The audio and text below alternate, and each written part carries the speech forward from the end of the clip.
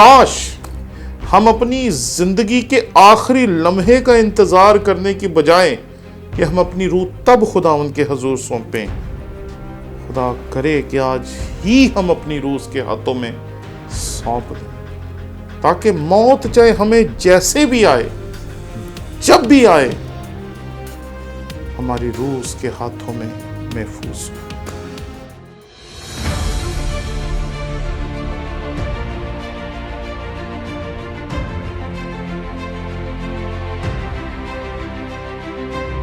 ہمارے چینل کو لائک کریں، شیئر کریں، سبسکرائب کریں، اور اگر آپ کو پسند آئے تو ہمارے ان ویڈیوز کے لنکس کو لے کر آپ اپنے دوستوں، عزیزوں اور رشتہ داروں تک بھی پہنچائیں، تاکہ ان لوگوں تک بھی خدا ان کا کلام پہنچانے میں آپ ہمارے ساتھی ہو سکیں جو شاید ہمارے چینل کو بھی نہیں دیکھتے یا مجھے نہیں جانتے، اور شاید انہوں نے آج تک ہمارے چینل کو دیکھا نہیں ہے، تاکہ وہ بھی ہمارے چینل کو لائک کریں، شیئر کریں، سبسکرائب کریں، تاکہ وہ بھی خدا ان کے کلام کو سیکھنے کے اس سلسلے میں شریک ہو سکیں۔ شکریہ۔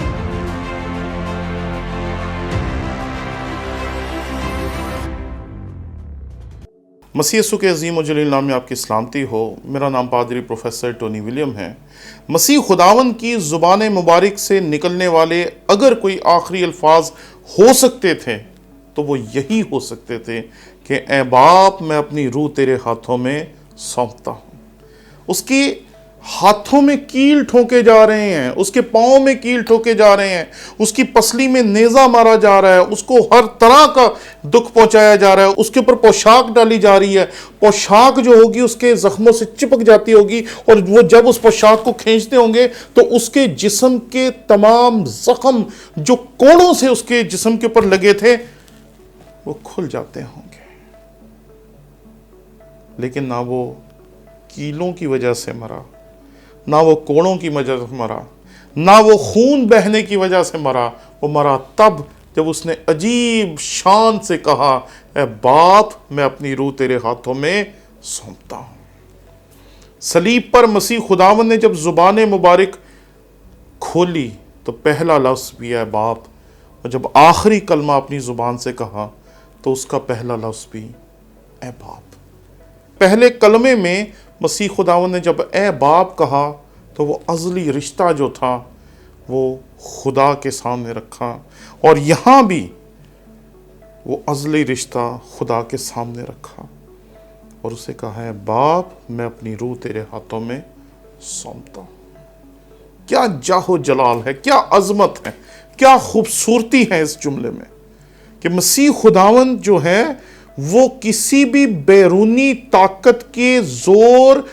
زبردستی یا ان کی وجہ سے اس دنیا میں نہیں آیا، اور نہ ہی کسی بیرونی طاقت کی وجہ سے اس دنیا سے گیا ہے۔ اگر مسیح خداوند کو زبردستی مار دیا جاتا، قتل کر دیا جاتا، ختم کر دیا جاتا،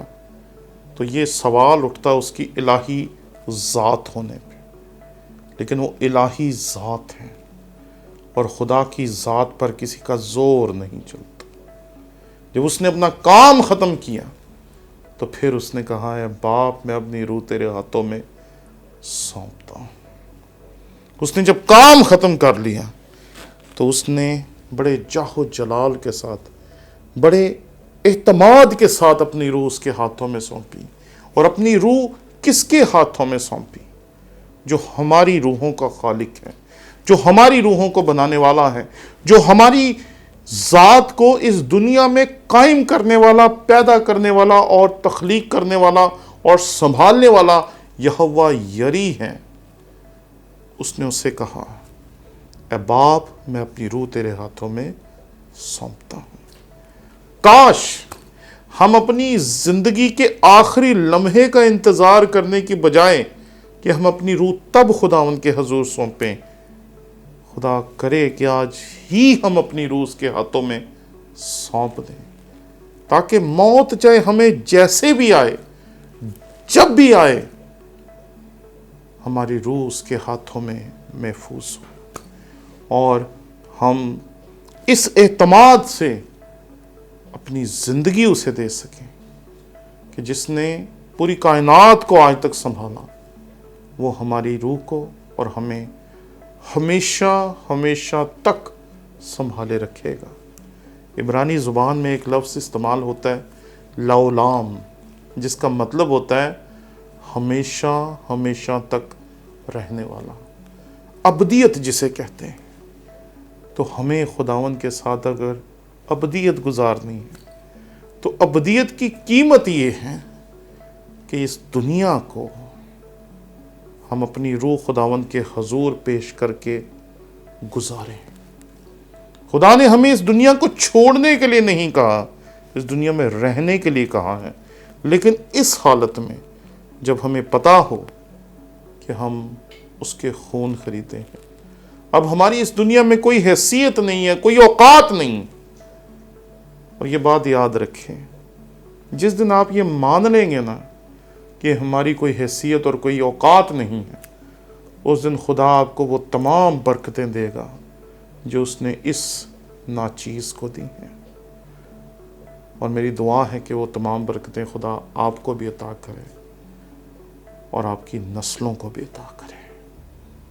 آمین۔